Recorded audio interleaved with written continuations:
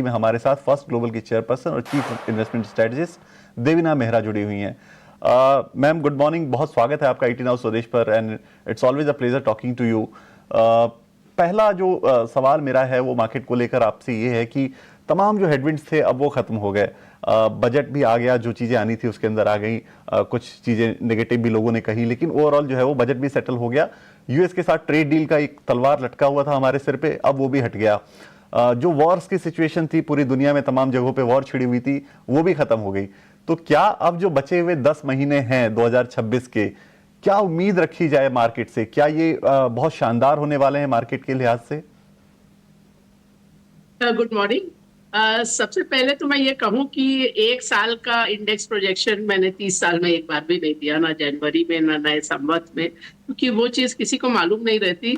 जो मैं जनवरी के शुरू से कह रही थी, दो चीज़ें। एक तो मैंने कहा कि अभी सेंटिमेंट इतना खराब है। पहली बार मैं देख रही हूँ कि मेरे साथी टेलीविजन पर आकर रिस्क गिनवा रहे हैं। पहले तो हमेशा इंडिया ग्रोथ स्टोरी के आगे बात जाती नहीं थी।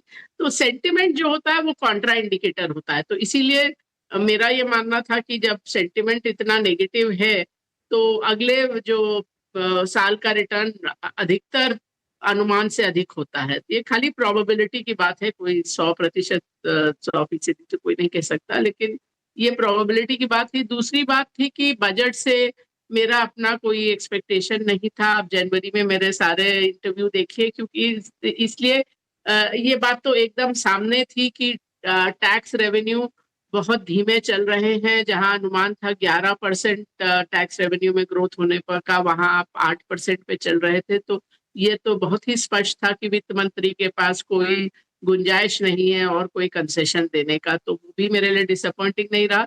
ये हाँ, अब ये यूएस इंडिया ट्रेड डील की बात, ये अच्छी बात है। ऑफ कोर्स अभी डिटेल तो कुछ नहीं मालूम। वाणिज्य मंत्री ने खुद ही कहा है कि अभी ना डील साइन हुई है, ना उसके जितने भी डिटेल्स फाइनल हुए हैं। तो पूरी तरह तो विश्लेषण करना मुश्किल है, पर दिशा तो ठीक है।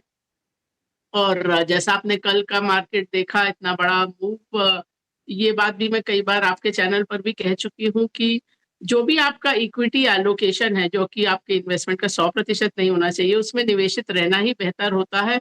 कि जब इस तरह का डर का, अनसर्टेनिटी का, यू नो, एंजाइटी का माहौल होता है, तभी बड़े मूव आते हैं। ये मार्केट का आंकड़ा है कि आप पिछले 40-45 साल में अगर आपने 10 सबसे अच्छे दिन मिस कर दिए तो आपके रिटर्न में से 2/3 निकल जाता है। अगर आपने 30 सबसे अच्छे दिन मिस कर दिए, जो एवरेज एक साल में एक दिन भी नहीं है औसतन, वो आपके रिटर्न का 90% निकल जाता है। तो वो इसी, और अधिकतर ये जो बड़ा मूव आता है वो इस तरह के माहौल में आता है जब ये तेजी की मार्केट में एक दिन में बाजार इतना नहीं चलता है। तो ये भी एक आंकड़ा है। तो ये इसीलिए मेरा तो यही मानना था कि आप निवेशित रहिए। ये जरूर है कि जो भी आपका जिन स्टॉक्स में है, जरूरी नहीं कि उन्हीं स्टॉक्स में निवेशित रहिए, पर निवेशित रहिए। तो निवेशित रहिए, ये मंत्र है, ये गुरु मंत्र है। निवेशित रहेंगे तो आपको वो 10 दिन या वो 30 दिन आप मिस नहीं करेंगे जब आपको सबसे बड़े रिटर्न मिलने चाहिए। मैम, एक एक कंसर्न जो लोग कहते थे, आपने रिस्क फैक्टर की बात की कि तमाम लोगों ने रिस्क फैक्टर्स गिनाए, एक और फैक्टर लोग गिनाया करते हैं अक्सर, वो वैल्यूएशन को लेकर कि इंडियन मार्केट के वैल्यूएशन महंगे हैं। अब तो ठीक ठाक पिछले 1-1.5 साल के अंदर ठीक ठाक टाइम करेक्शन, वैल्यू करेक्शन भी हो गया। तो अब क्या एफआईआईज के हिसाब से, क्योंकि आप कई एफआईआई से भी बात करती होंगी, उनके कॉन्फ्रेंसेस को आप देखती होंगी, तो क्या एफआईआईज के लिहाज से अब वैल्यूएशंस भी, एक परेशानी जो थी वो वैल्यूएशन की, वो भी निकल चुकी है? देखिए, एक तो ये है कि अगर आप वैल्यूएशन इंडेक्स लेवल पे देखने का कोई बहुत अधिक मतलब नहीं होता है, क्योंकि इंडेक्स का जो कॉम्पोजिशन है वो इतने दशकों में बहुत बार बहुत बदला है। और आप 20-25 साल पहले जाएं तो बैंक्स थे ही नहीं। अब बैंक्स और फाइनेंशियल सबसे बड़ा वेटेज है इंडेक्स का। इसी तरह पहले किसी टाइम टेक्सटाइल, पेपर, शिपिंग, ये सब बड़ी इंडस्ट्रीज होती थी जो अब नहीं है। तो वो बदलता रहता है। तो अगर आप सेक्टर बाय सेक्टर देखें तो हमारा पी कोई बहुत हाई लेवल पे नहीं है, काफी जगह औसत से कम है, और एकदम एक्सट्रीम पे तो कहीं भी नहीं है। ये जरूर है कि इस तिमाही में जो अभी निकली है दिसंबर एंडिंग तिमाही, उसमें मेरा मानना था कि नतीजे थोड़े बेहतर आएंगे। नतीजे उतने अच्छे नहीं आए और उसका एक बड़ा कारण है जो लेबर कोड आया है। तो अगर आप उसको थोड़ा ब्रेक डाउन करके देखें तो जो एबिटा और पीबीटी लेवल पे बहुत कम आपको एग्रीगेट ग्रोथ नजर आता है। उसमें से अधिकतर जो कारण उसका है वो नया लेबर कोड है। तो अगर आप उसका इम्पैक्ट हटा दें तो 8%, 8.5% का प्रॉफिट बिफोर टैक्स में ग्रोथ है, तो इतना बुरा भी नहीं है। तो ये एक कारण था जिसके कारण नतीजे थोड़े से अनुमान से, एटलीस्ट मेरे अनुमान से तो कम आए। और अब मेरे ख्याल से उसका इफेक्ट एक तरह से कुछ कंपनीज ने तो, जैसे आईटी कंपनीज ने तो एक बार प्रोविजंस किए हैं, तो वो उसका इम्पैक्ट खत्म होने पर फिर अगले तिमाही से नतीजे और बेहतर होने चाहिए। बिल्कुल। और हाँ, आपने एफआईआई का पूछा, तो ये एफआईआई का जो सवाल पूछने के पीछे जो हमारे मन में असल में जो लॉजिक होता है कि एफआईआई खरीदेंगे तो मार्केट ऊपर जाएगा, एफआईआई बेचेंगे तो मार्केट नीचे जाएगा। लेकिन आप जब से एफआईआई आए हैं, 30 साल से ज्यादा हो गए हैं, आप प्लॉट करके देखिए कि हर महीने जो एफआईआई का बाय और सेल होता है उससे कितना असर होता है मार्केट पे। और ये उस समय भी जबकि बाजार में म्यूचुअल फंड या रिटेल पैसा इतना नहीं था, तब भी आपको कोई कोरिलेशन नहीं मिलेगा। तो वो एक अलग ही चीज है। तो आपको बाजार पे ध्यान दीजिए, एफआईआई आएंगे या नहीं वो बड़ा मुद्दा नहीं है, क्योंकि उसका बाजार से लेना देना नहीं है। बैलेंस ऑफ पेमेंट के लिए जरूर वो इम्पैक्ट करता है। और वो हमने पिछले दिनों में देखा भी है कि डीआईएस की लगातार 100 दिनों से ज्यादा तक लगातार जो है वो बाइंग चली और डीआईएस ने मार्केट को सपोर्ट किया। हमारी एसआईपी इनफ्लोज काफी शानदार रही थी और मार्केट को संभाले रखा इन सारी चीजों ने, डोमेस्टिक फैक्टर्स ने संभाले रखा। एक सेक्टर जो है बहुत ज्यादा इंपैक्ट हो जाता है ग्लोबल चीजों से, वो है आईटी का सेक्टर। और आज जब हम बात कर रहे हैं तब भी बहुत ज्यादा इंपैक्टेड है। अब एक छोटी सी डेवलपमेंट होती है और आईटी के सारे शेयर जो है वो गिर गया। एंथ्रोपिक ने एक एआई प्लगइन लॉन्च किया और उसका इंपैक्ट जो है वो वहां के आईटी शेयरों पर देखने को मिला। और अब हमारे इंडिया के आईटी के शेयर भी सारे गिर गए। जितने लार्ज कैप शेयर हैं वहां भी 5-6%, 7% की गिरावट आज देखने को मिल जा रही है। अब मैं ओवरऑल इस सेक्टर के बारे में आपसे समझना चाहता हूं कि इमिग्रेशन को लेकर अभी कोई भी क्लैरिटी हमें मिली नहीं है। ऐसे वक्त में आईटी को लेकर आपका क्या नजरिया है ओवरऑल आईटी सेक्टर पर? देखिए, इमिग्रेशन का तो बहुत ज्यादा असर नहीं है, क्योंकि जो इंडियन आईटी कंपनीज हैं वो अब इमिग्रेशन पे कोई खास निर्भर नहीं है। उनका बहुत ज्यादा यहाँ से लोग वहां भेज के काम करने वाला मॉडल अब उतना इस्तेमाल होता नहीं। काम यहाँ होता है और वहां पर जो लोग होते हैं वो अधिकतर वहीं पर रिक्रूट किए जाते हैं। तो इतना ज्यादा इमिग्रेशन से तो बहुत फर्क पड़ने नहीं वाला है। और शायद ट्रेड डील में इमिग्रेशन की भी कुछ बात हो, पता नहीं। तो इमिग्रेशन तो बहुत बड़ी चीज नहीं है। ये जरूर है कि हाँ, बहुत सारे जो टूल्स आएंगे उनसे अब जो एक तरह से रोजगार देने वाली जो बड़ा इंजन था आईटी, वो आईटी का रोल अब धीरे धीरे कम होता जा रहा है। एटलीस्ट कुछ समय के लिए। हो सकता है कुछ समय बाद फिर वो बढ़े, पर अभी कुछ समय के लिए रोजगार तो उतना नहीं दे पाएंगे। लेकिन ये सब कंपनीज का मैनेजमेंट अपना ये नए स्थिति में अपने को ढाल सकेगा और बिजनेस ला सकेगा, उसमें मुझे बहुत ज्यादा क्वेश्चन मार्क नहीं है, बहुत ज्यादा प्रश्न चिन्ह नहीं है। और इसका कारण है, आप देखिए तो हिस्ट्री में कितनी बार आया है कि ये आईटी सर्विसेज तो खत्म हो जाएंगी, Y2K के बाद खत्म हो जाएंगी, क्लाउड आएगा तो खत्म हो जाएंगी, डिजिटाइजेशन होगा तो खत्म हो जाएंगी। तो ऐसा हुआ नहीं है और ये सारी कंपनी अपने को नए एआई के माहौल में ढाल रही है। ये अलग बात है कि मेरा अपना मानना है कि 20 साल से इनके पास इतना कैश रहा है, लोग रहे हैं, तो इनको आईटी सर्विसेज से थोड़ा आगे और थोड़ा ऊपर वैल्यू चेन में जाना चाहिए था। जो नहीं किया है, R&D नहीं की है, वो बातें ठीक नहीं है। लेकिन जो इनका अपना बिजनेस है उसमें अडाप्टेशन कर लेते हैं।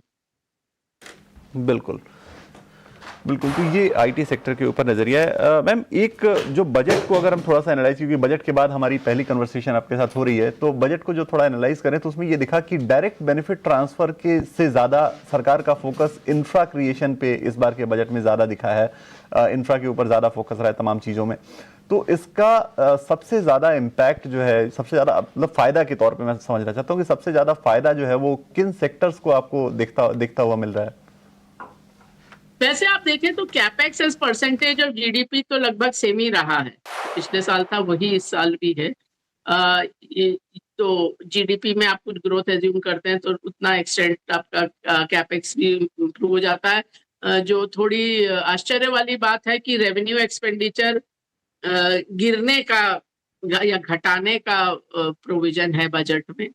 तो लगता है कि अब वो जो इतनी सारी फ्रीबीज दी गई थी शायद उसमें कुछ कटौती हो। अभी मैंने पूरा डिटेल देखा नहीं है कि वो कहाँ से आ रहा है।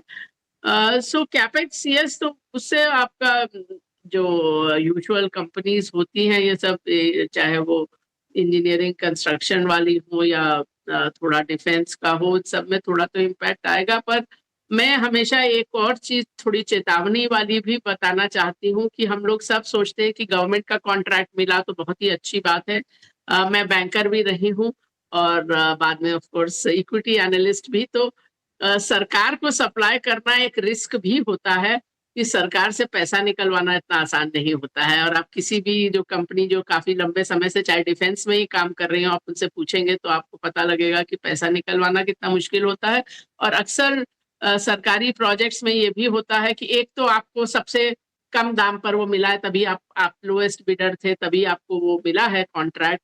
उसके बाद अक्सर ही उसमें टाइम ओवररन और जितना आपने एस्टिमेट किया था उससे ज्यादा खर्चा होता है, वो सरकार से निकालना मुश्किल होता है। आप जब प्रोजेक्ट दे भी देते हैं सरकार को, उसके बाद सरकार 10-20% पैसा अपने पास रखती है कि सब कुछ ठीक से चला तब आपको देंगे, और वही पैसा आपका मार्जिन होता है और वही पैसा निकलवाना बहुत मुश्किल होता है। तो खाली हेडलाइन की कॉन्ट्रैक्ट मिला उस पर थोड़ा सा आप रुक के भी देखिए कि वो उसका एक्चुअल डायनामिक क्या है, वो कैश फ्लो के लिहाज से कब आता है पैसा।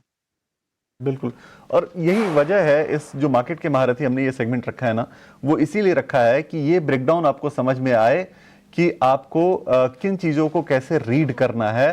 अगर आपको कॉन्ट्रैक्ट का एक फ्लैश दिख रहा है तो आपको कैसे रीड करना है कि उसमें गवर्नमेंट का कॉन्ट्रैक्ट है तो कितना मार्जिन है, ये सब चीज़ें समझने के लिए, और गवर्नमेंट का कॉन्ट्रैक्ट कितना पॉजिटिव होता है ये समझने के लिए।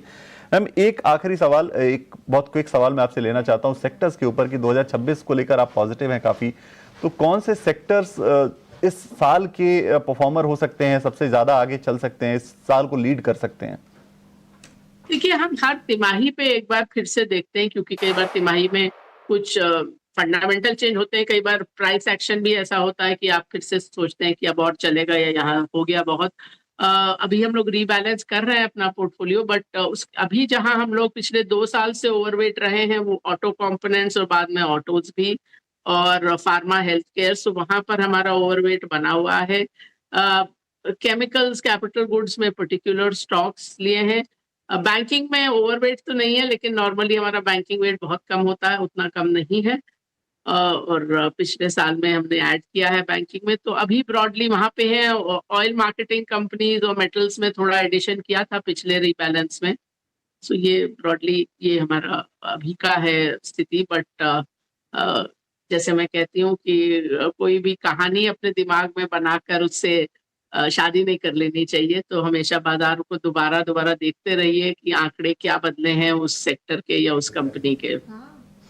बिल्कुल बिल्कुल, ये बिल्कुल सटीक राय है कि आप किसी भी एक आइडिया पर अपने सिर्फ जो है वो लगातार अपने आप को स्टिक ना कर लें, लगातार रिव्यू करते रहें, 3 महीने में देखते रहें कि कहाँ पे चेंजेस हो रहे हैं। बहुत शुक्रिया मैम आज जुड़ने के लिए और ईटी नाउ स्वदेश पर हमारे व्यूअर्स को तमाम चीज़ें बताने के लिए बहुत शुक्रिया आपका।